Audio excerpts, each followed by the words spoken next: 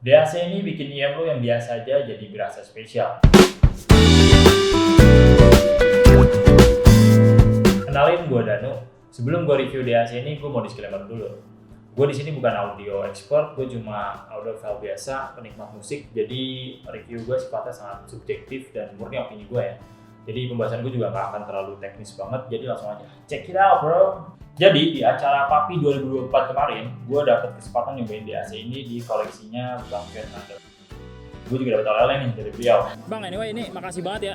Impresi pertama gue pas nyolok IM ini ke DAC ini tuh kayak, wah kok enak gitu ya. Nanti gue bahas kenapa ini bisa enak gitu dibanding DAC sekelasnya. Kita mulai dari packagingnya dulu. Experience unboxingnya biasa aja, karena juga boxnya simple aja gitu desainnya. Di dalamnya kita dapat manual DAC-nya, kabel Type-C to Type-C, sama converter USB.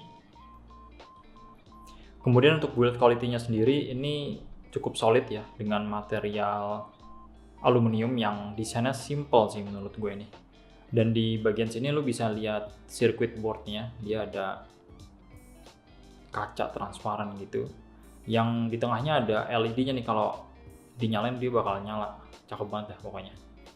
Kemudian di sisi-sisinya ada port Type-C, kemudian ada port jack 3,5 sama 4,4 balance. Terus di samping sini kosong, nah di samping sini ada tombol volume nih. Nah, selain buat ngatur volume up and down, tombol ini juga bisa buat ngaktifin beberapa fitur ya. Kayak misalkan kalau lu tahan tombol plus ini ketika nyolokin DAC ini ke source apapun itu, desktop atau handphone lu, dia bakal ngaktifin mode standar. Kalau tombol minus yang lu tahan, dia bakal beralih ke mode burning. Cuman gue nggak ngerasa ada perbedaan yang signifikan antara kedua mode ini, jadi lu bisa explore sendiri.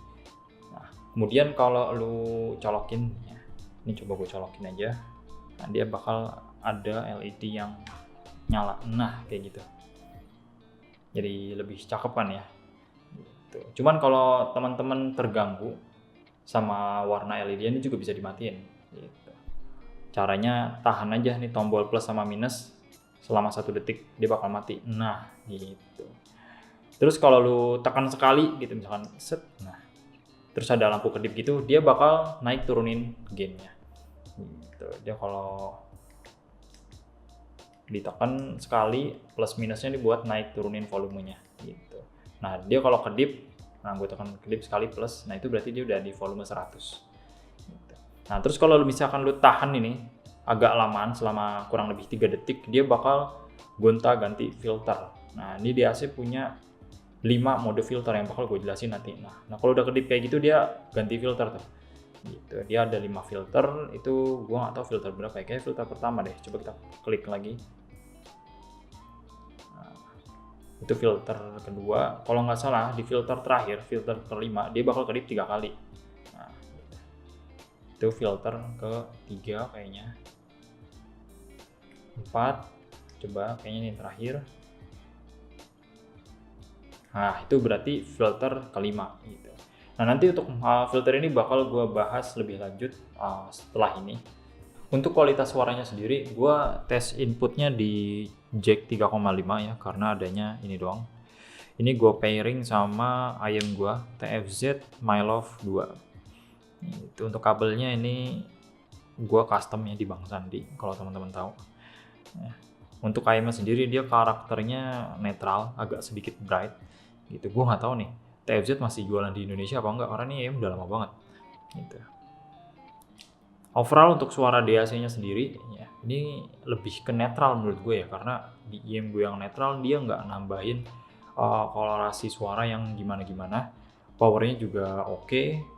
Terus gue ngerasa sound stagingnya di sini tuh agak sedikit lebih lebar ya di beberapa mode filter, dan imagingnya juga rapih banget gitu. Terus ada beberapa filter yang bikin gue suka banget sama DAC ini. Walaupun filter yang nggak ngasih banyak perubahan suara yang signifikan, tapi dengan adanya filter lu bisa dengerin musik dengan lebih fleksibel sih menurut gue, di mode yang menurut lu cocok. Filternya ada 5 mode ya, yang bakal gue jelasin mungkin by text aja kali ya. Lu bisa baca di sini.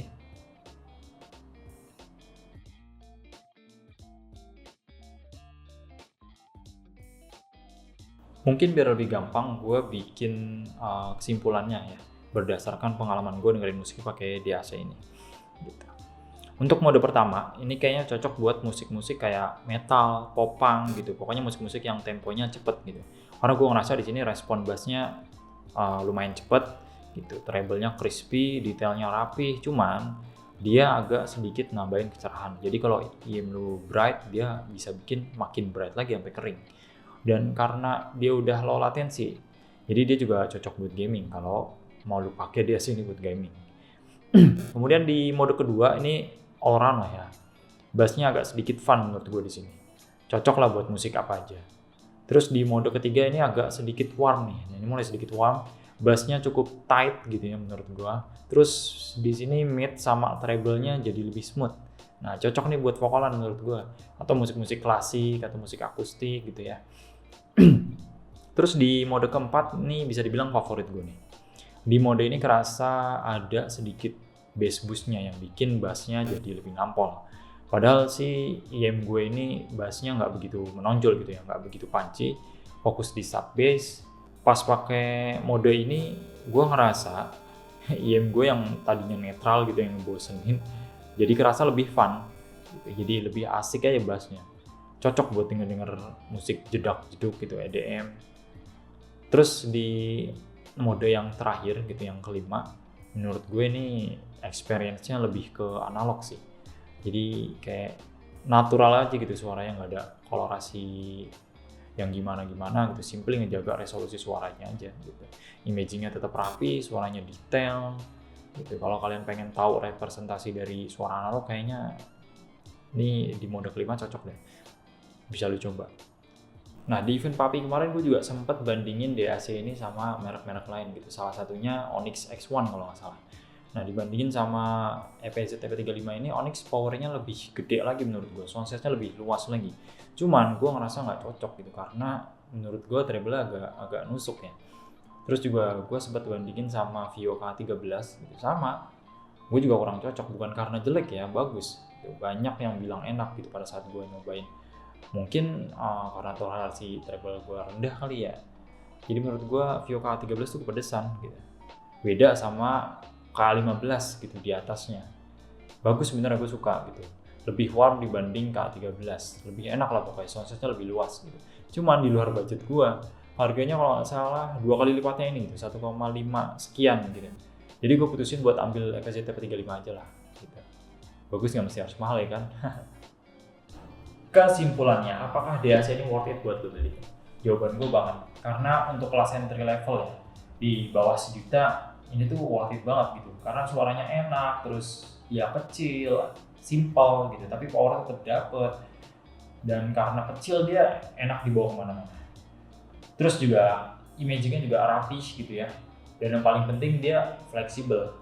Lu mau dengerin musik-musik lu di mode apa itu bisa, mau dibawa bright dikit bisa, mau dibawa warm dikit juga bisa. Jadi pas banget buat yang lagi nyari DAC yang value for money. Oke, mungkin segitu aja review dari gua. Thanks yang udah nonton sampai akhir. Anyway, gua terbuka untuk kerjasama ya. Jadi kalau ada teman-teman atau product owner yang mau minjemin device untuk gua review, itu bisa kontak gua di bawah ya. Sekali lagi terima kasih. Sampai ketemu lagi.